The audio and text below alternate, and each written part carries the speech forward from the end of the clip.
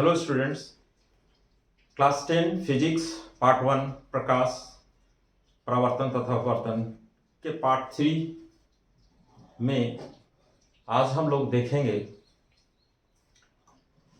अवतल दर्पण द्वारा आभासीय प्रतिबिंब का बनना, अवतल दर्पण का उपयोग, उत्तल दर्पण से परावर्तन तथा उत्तल दर्पण द्वारा प्रतिबिंब का बनना एवं उत्तल दर्पण का उपयोग। इसके पिछले वीडियो में हम लोगों ने अवतल दर्पण द्वारा प्रतिबिंब के बनने की 5 स्थितियां देखी थी, जिसमें अवतल दर्पण द्वारा वास्तविक उल्टा प्रतिबिंब बन रहा था। इसमें एक स्थिति, छठी स्थिति आज हम लोग देखेंगे, जिसमें अवतल दर्पण से आभासी प्रतिबिंब बनता है। जब अवतल दर्पण के सामने वस्तु को P और F के बीच रखा जाता है तो प्रतिबिंब दर्पण के पीछे बड़ा, सीधा और आभासी बनता है। कैसे? देखिए, ये वस्तु AB है। A से दो किरणों को हम लोग लेते हैं, एक मुख्य अक्ष के समानांतर जो परावर्तन के बाद F से गुजर रही है, दूसरी C से होते हुए A से होकर दर्पण पर आपतित होती है। तो चूंकि यह C से आपतित हो रही है, इसलिए C से ही परावर्तित हो जाती है। इन परावर्तित किरणों को अगर हम लोग इधर बढ़ाएं तो ये फैलता जाता है, यानी कि ये इस साइड कहीं नहीं जाकर मिलेगा। लेकिन इधर से देखने पर ऐसा प्रतीत होता है कि दर्पण के पीछे ये आगे जाकर मिलता है। इसलिए इस AB वस्तु का आभासी सीधा और बड़ा प्रतिबिंब दर्पण के पीछे बनता है। दूसरा, अवतल दर्पण का उपयोग। पहला उपयोग है, इस अवतल दर्पण का उपयोग टॉर्च, सर्चलाइट तथा वाहनों के हेडलाइट में प्रकाश का शक्तिशाली समांतर किरण पुंज प्राप्त करने के लिए होता है। यह टॉर्च में हम लोग पढ़े हैं कि अवतल दर्पण में मुख्य अक्ष के समानांतर आने वाली किरणें परावर्तन के बाद F पर मिलती हैं, और ठीक इसके विपरीत अगर F से प्रकाशीय किरणें निकलें तो ये परावर्तन के बाद मुख्य अक्ष के समानांतर हो जाती हैं। इसके अवतल दर्पण के इसी गुण का उपयोग हम लोग टॉर्च में, सर्चलाइट में या मोटर गाड़ियों के हेडलाइट्स में करते हैं। यदि किसी किरण पुंज को हम लोग अवतल दर्पण के सामने फोकस पर रखें तो यहां से निकलने वाली किरणें दर्पण पर आपतित होकर मुख्य अक्ष के समानांतर हो जाती हैं और एक समानांतर किरण पुंज प्राप्त होता है, जिसके सहारे हम दूर की भी वस्तुओं को टॉर्च के सहारे या सर्चलाइट के सहारे या हेडलाइट के सहारे देख सकते हैं। ये देखिए, ये टॉर्च है। यहां एक अवतल सतह इस तरह से हम लोग लिए हुए हैं। इसके फोकस पर प्रकाशीय पुंज बल्ब जलता है और यहां से निर्गत होने वाली किरणें इस अवतल सतह से टकराकर मुख्य अक्ष के समानांतर हो जाती हैं। वो ये सर्च लाइट में भी यही स्थिति है। फोकस पर बल्ब है, प्रकाशीय किरण पुंज, जिससे निर्गत होने वाली किरणें इस अवतल सतह से टकराकर समानांतर निर्गत होती हैं। दूसरा, चेहरे का बड़ा प्रतिबिंब देखने के लिए सेविंग दर्पण के रूप में अवतल दर्पण का उपयोग किया जाता है। अवतल दर्पण का यह गुण जो हम लोगों ने देखा कि अवतल दर्पण में P और F के बीच वस्तु को रखते हैं तो इसका स्वच्छ और बड़ा प्रतिबिंब दर्पण के पीछे बनता है। इसी गुण का प्रयोग ये सेविंग दर्पण के उपयोग में किया जाता है। अधिक फोकस दूरी वाले दर्पण का जब हम लोग प्रयोग करते हैं और अपने चेहरे को P और F के बीच जब हम रखते हैं तो हमारा स्वच्छ, बड़ा और सीधा प्रतिबिंब दर्पण के पीछे दिखाई देता है। तीसरा, डॉक्टर द्वारा मरीजों के दांत, कान, नाक का स्वच्छ और बड़ा प्रतिबिंब देखने के लिए अवतल दर्पण का उपयोग किया जाता है।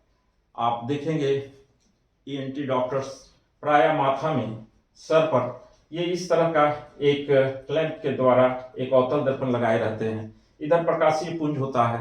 प्रकाशीय पुंज से आने वाली किरणें इस दर्पण के माध्यम से ये मरीज के कान में केंद्रित होती हैं, जिससे कान के अंदर की भी स्वच्छ प्रतिबिंब डॉक्टर को दिखाई पड़ता है। चौथा, सौर भट्टियों में सूर्य के प्रकाश को केंद्रित करने के लिए अवतल दर्पण का उपयोग किया जाता है। सौर भट्टियों में आप जान रहे हैं कि प्रकाशीय किरण से ऊष्मा प्राप्त कर भट्टी का कार्य किया जाता है। सूर्य से आने वाली किरणें बहुत दूर से आती हैं, इसलिए ये प्रायः समानांतर होती हैं और इन्हें अवतल दर्पण के द्वारा एक बिंदु पर केंद्रित किया जाता है जहां ऊष्मा अधिक मात्रा में प्राप्त होता है और जिसका उपयोग सौर भट्टी के रूप में किया जाता है। अब हम लोग उत्तल दर्पण से परावर्तन देखें। लेकिन आपको याद होगा कि अवतल दर्पण में मुख्य अक्ष के समानांतर आने वाली किरणें परावर्तन के बाद मुख्य अक्ष पर ही एक बिंदु पर मिलती हैं, जिसको फोकस कहते हैं। उत्तल दर्पण में मुख्य अक्ष के समानांतर आने वाली किरणें वास्तविक रूप से परावर्तित होकर इधर जाती हैं। यह मुख्य अक्ष के समांतर आने वाली किरणें परावर्तित होकर इधर जा रही हैं, लेकिन अगर इधर से देखा जाए तो ऐसा प्रतीत होता है कि ये दर्पण के पीछे किसी एक बिंदु पर मिलती है जो इसका फोकस है।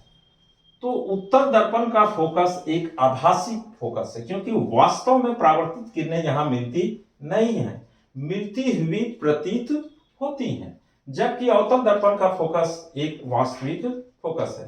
तो यहां भी हम देख रहे हैं कि मुख्य अक्ष के समानांतर आने वाली किरणें परावर्तन के बाद F से होती हुई परावर्तित होती हुई प्रतीत होती है। उसी प्रकार उत्तल दर्पण में C से होकर आपतित होने वाली किरणें C से होकर ही परावर्तित होती हुई प्रतीत होती है। ये देखिए, ये किरण यहाँ आपतित हो रही है और इसे पीछे की ओर बढ़ाया जाए तो ये लग रहा है कि C से ही होकर गुजरेंगी।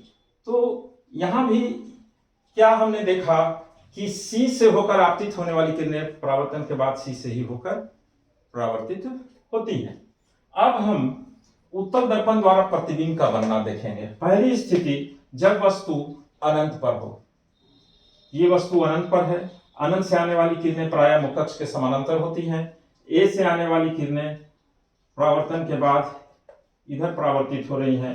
B से मुख्य अक्ष के समांतर आपतित होने वाली किरणें परावर्तन के बाद इधर परावर्तित हो जा रही हैं वास्तविक रूप से। लेकिन इस परावर्तित किरण को अगर हम लोग पीछे की ओर बढ़ाते हैं, इस किरण को पीछे की ओर बढ़ाते हैं तो ये लोग मुख्य अक्ष के एक बिंदु F पर मिलती है, जैसा यहाँ आपको बताया है।